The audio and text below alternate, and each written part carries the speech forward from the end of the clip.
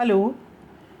आज हम BSc part third paper one animal diversity part को ही कंटिन्यू करेंगे। कल वाले लेक्चर में हमने बात किया था कैरेक्टरिस्टिक फीचर ऑफ साइक्लोस्टोमेटा। आज जो है हम इसी यूनिट का जो एक और टॉपिक है origin, ancestry and diversity of vertebrate, इसको डिस्कस करेंगे। जैसे कि आप सभी जानते हैं कि फाइलम कॉर्डेटा ड्यूटेरोस्टोम फाइला का सबसे बड़ा फाइलम है और it is the highest and most important phylum comprising a vast variety of living and extinct animals including man himself. ये सबसे बड़ा फाइलम है जो बहुत सारे अलग अलग विभिन्नताओं को प्रदर्शित करता है। While a great deal is known about modern chordates, including the lower forms, their origin remains obscure. जबकि हम जानते हैं कि बहुत कुछ कॉर्डेट्स के बारे में लिखा गया है, लेकिन इसकी जो ओरिजिन है उसके बारे में अभी तक जो पूरी अस्पष्टता है, पूरा स्पष्ट नहीं है। इसका कारण ये हो सकता है कि जो पूर्वज थे कॉर्डेट के, उनका कोई जीवाश्म रिकॉर्ड नहीं मिला, क्योंकि उनका शरीर जो है वो सॉफ्ट बॉडी था। इसके कारण उसके ट्रेसेस जो है फॉसिल रिकॉर्ड में नहीं आए। हो सकता है कि ये वर्टिब्रेट या कॉर्डेटा जो है ये इनका रिकॉर्ड लेट कैम्ब्रियन स्ट्रेटा में पीरियड में पाया गया, तो प्रोबेबली हो सकता है कि इनका ओरिजिन जो है वो अर्ली कैम्ब्रियन पीरियड में हुआ हो। और ऐसे बहुत सारे वैज्ञानिक ऐसा मानते हैं कि जो कॉर्डेटा है वो नॉन कॉर्डेटा से या इनवर्टिब्रेट से जो है इवॉल्व हुए हैं। जैसे कि हम जानते हैं कॉर्डेटा जो है उसके और नॉन कॉर्डेटा के बीच का जो लिंक है वो है हेमिकॉर्डेटा, जिसमें आप बैलेनोग्लॉसस एनिमल को पढ़ चुके हैं। तो ये हेमिकॉर्डेटा जो है इसके प्रीवियस इकाइडोडर्मिटा है इनवर्टिब्रेट में, जैसा कि आप सभी जानते हैं। एग्जाम्पल है सी स्टार, या जिसको आप प्राचीन समय में स्टार फिश के रूप में जानते थे। ये सी स्टार जो है उसका लार्वा कहलाता है बाइपिनीरिया लार्वा, और जो हेमिकॉर्डेटा है जिसका एग्जाम्पल है बैलेनोग्लॉसस, उसका लार्वा है टॉर्नेरिया लार्वा। इन दोनों में बहुत सारी समानताएं देखी गई, तो इससे ये निष्कर्ष निकला कि बाइपिनीरिया और टॉर्नेरिया दोनों लार्वा जो है वो एक कॉमन पूर्वज जो है उससे इवॉल्व हुए हैं।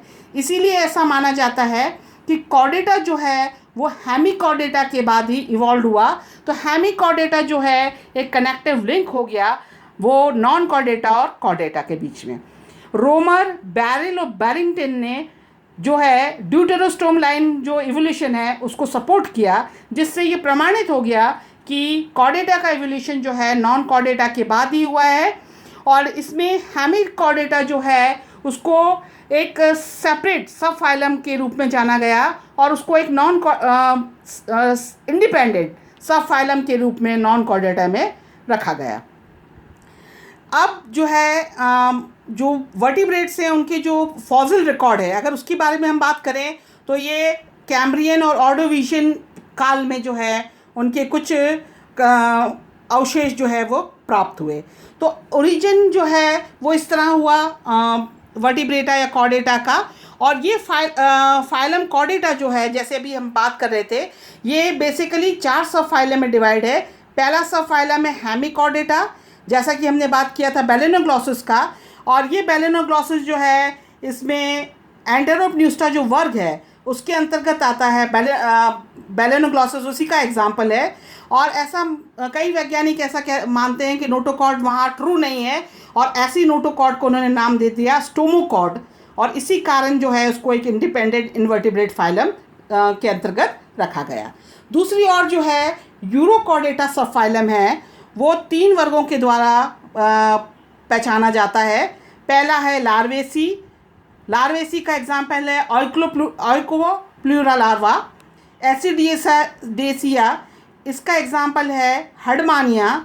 और ये यूरोकॉर्डेटा जैसे नाम से प्रचलित है, यूरो का मतलब होता है टेल, कॉर्डेटा का मतलब होता है नोटोकॉर्ड। तो ऐसे जंतु जिनमें नोटोकॉर्ड जो है टेल तक सीमित है उन्हें हम रखते हैं यूरोकॉर्डेटा के अंदर। और इसका क्लासिकल एग्जांपल है हर्डमानिया, जिसे प्रतिगामी कायांतरण रिट्रोग्रेसिव मेटामॉर्फोसिस के लिए हमारी स्टडी में रखा गया है। तो आगे के उसमें हम जब हर्डमानिया के कैरेक्टर पढ़ेंगे तब हम वहाँ पे डिस्कस करेंगे कैरेक्टरिस्टिक फीचर में कि हर्डमानिया जो है उसको अपनी स्टडी में क्यों रखा गया है। और तीसरा है थैलियसिया। इसके बारे में ये है कि इसमें दो पार्ट हैं, one is salpa and other one is Doliolum.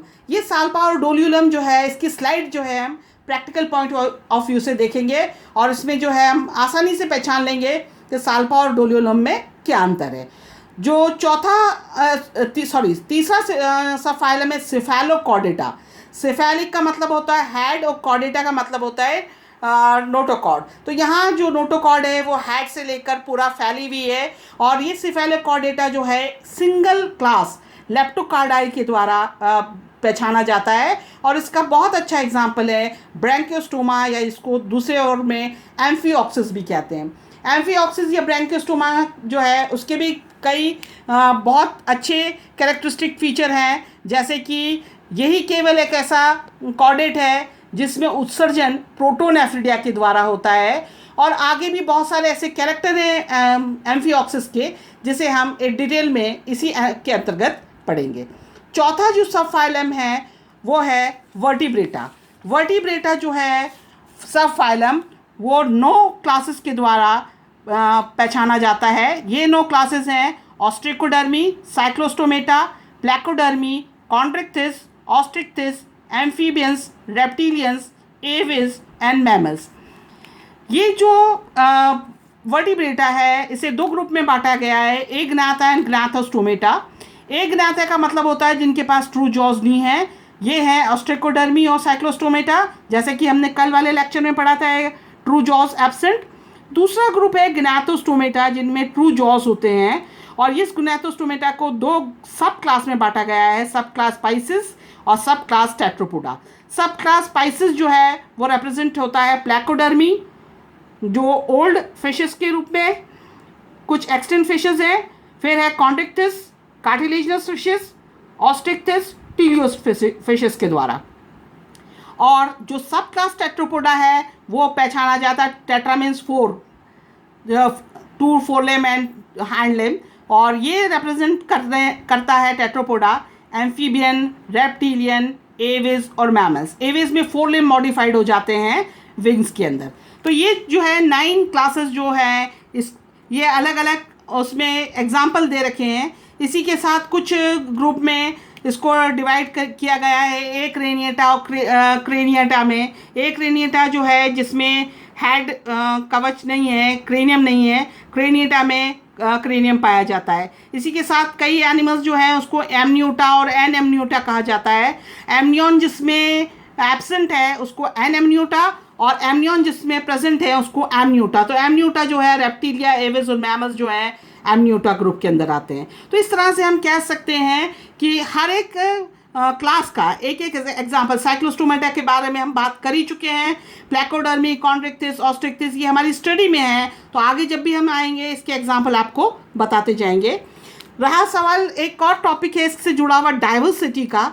तो डाइवर्सिटी में हम बात करते हैं कि न्यूमेरिकल स्ट्रेंथ जो है, साइज़ है, इकोलॉजी है, इस अलग अलग तरह से ये प्रदर्शित होगा, डाइवर्स होगा। तो हम कह सकते हैं कि कॉर्डेटा जो है it exhibit more diversity in comparison to non chordate. हम ऐसा कह सकते हैं क्योंकि इसमें बहुत सारे एनिमल्स जो हैं इन्वॉल्व हैं। अगर हम न्यूमेरिकल स्ट्रेंथ की बात करें तो ये सब जगह अलग अलग दे रखा है कि 46,500 स्पीशीज़ अभी तक रिकॉर्ड हैं, या इस ग्रुप की एम्फीबियंस इतने हो गए, रेप्टिलियन इतने हो गए, एविस इतने हो गए। तो न्यूमेरिकल स्ट्रेंथ की बात करें तो कई मामले में ये इन्वर्टिब्रेट से कम होंगे, लेकिन फिर भी ये अपना अस्तित्व जो है वो डोमिनेंटली शो करते हैं। साइज़ की अगर हम बात करें तो वर्टिब्रेटा में सबसे छोटा जो एनिमल है वो कहलाती है फिलीपींस गोबी पेंडो का कहा गया है जिसको। और जो लार्जेस्ट एनिमल है उसको कहा गया है ब्लू व्हेल बेलेनोप्टेरा मस्कुलस। ये 35 मीटर लंबी और 120 टन की जो है इसका वेट होता है। और सेकेंड हाईएस्ट जो एनिमल है उसको कहते हैं वेल शार्क, जिसको साइंटिफिक नेम है राइनोडेंटाइपस। तो इस तरह से ये जो साइज़ है इसमें भी ये वेरिएशन शो करते हैं। और जहाँ तक इकोलॉजी का बात है, ये पूरी तरह से सारे मीडिया में अडेप्टिव हैं, from marine to terrestrial mode. कुछ जो प्रिमिटिव हैं वो मैराइन टाइप के हैं, कुछ एनिमल्स जो हैं एक्वेटिक हैं, जैसे एम्फीबियंस हैं, कुछ फिशेस हैं, और मोस्टली जो हैं they are terrestrial in habit. So in the end we can say that origin ancestry की अगर हम बात करें इसकी, तो ये डाइवर्सिटी शो करता है और they exhibit broad biological principle of evolution. जो इवोल्यूशन की पॉइंट ऑफ व्यू से अगर देखा जाए तो वर्टिब्रेटा जो है ये ब्रॉड सेंस में काफ़ी विभिन्नताओं का प्रदर्शन करता है। नेक्स्ट जो है हम किसी एनिमल को लेकर डिस्कस करेंगे, जैसे ऑस्ट्रिकोडर्मी है उसके बारे में बात करेंगे, या डिप्लॉय के बारे में नेक्स्ट लेक्चर में। Thank you.